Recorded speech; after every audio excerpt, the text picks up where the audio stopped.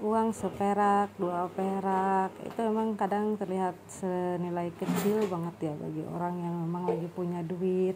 Beda keadaan kalau orang yang lagi nggak punya duit. Nah, aku mau cerita dikit tentang pengalamanku waktu SMP. Biasanya kan aku beli sepatu di pasar malam ya, yang harganya 4.000, 3.000.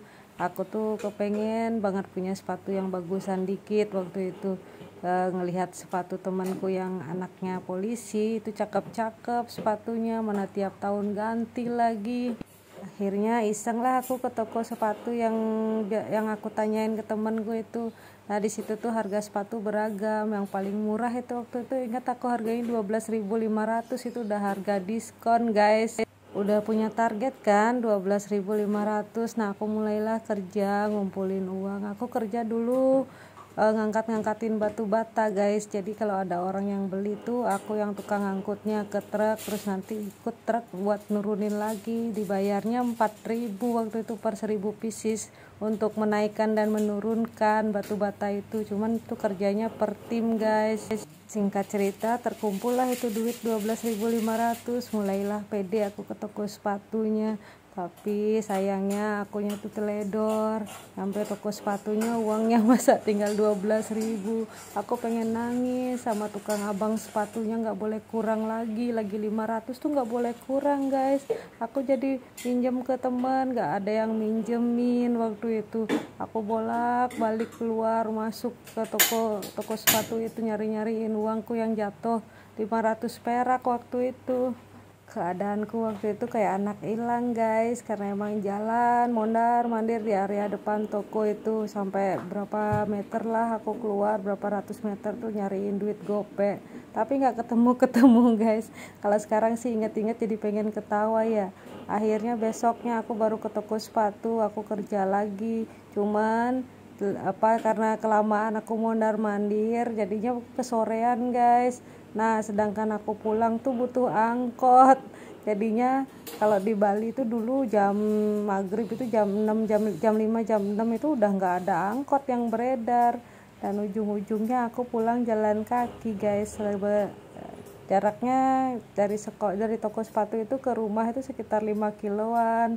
Jalan kaki sendirian. Dalam perjalanan pulang itu karena hari sudah mulai gelap, selalu nengok ke belakang karena berharap ada yang kenal terus lewat bisa ditebengin. Tapi itu hanya harapan belaka aja guys.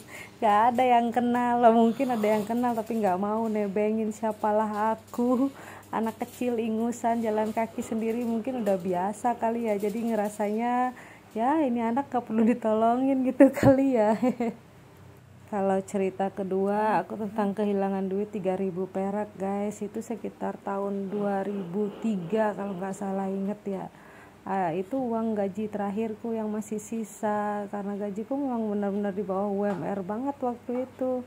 Sedangkan aku terlanjur nekat ngambil cicilan motor waktu itu guys, karena emang kepentingannya berangkat kerja kudu bawa kayak motor, karena emang angkot tuh susah kalau di Bali. Jadi hanya rute-rute tertentu aja ada angkotnya, jadi emang harus ada punya kendaraan gitu.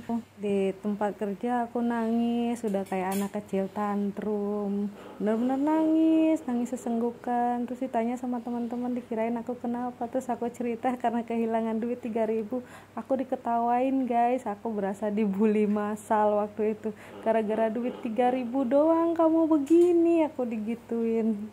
Mereka tuh nggak pernah ngerti kalau tanpa duit itu aku mungkin besok dan besoknya lagi nggak makan. Tapi syukurnya aku masih bisa bekerja nyari sampingan, jadi ngetem di pasar induk tuh udah biasa. Pulang kerja setengah 11 aku langsung nginep di pasar nyari jagung, jualan jagung bakar, sore-sore ke pantai. Itu udah biasa bagi aku guys. Aku tidur waktu itu cuman antara 2 jam 3 jam sehari, sisanya aku kerja demi cita-cita jadi orang kaya. Sekarang udah kaya belum lah guys, tapi ya alhamdulillah puji Tuhan astungkara, aku untuk makan sekarang udah udah bebas milih lah, mau nge-scroll GoFood, mau masak, walaupun ujung-ujungnya scroll GoFood bolak-balik, ujung-ujungnya bikin telur ceplok, telur dadar, itu lagi. Yang pernah punya pengalaman kayak aku, ayo kita bareng-bareng semangat menjalani hidup. Peluk dari jauh, cium sayang untuk kalian semua. Kalian tuh hebat, masih bisa bertahan menjalani cobaan dunia. Ya ilah, terima kasih ya sudah mendengarkan ceritaku, cerita-cerita receh seperti ini. Sampai ketemu di cerita selanjutnya.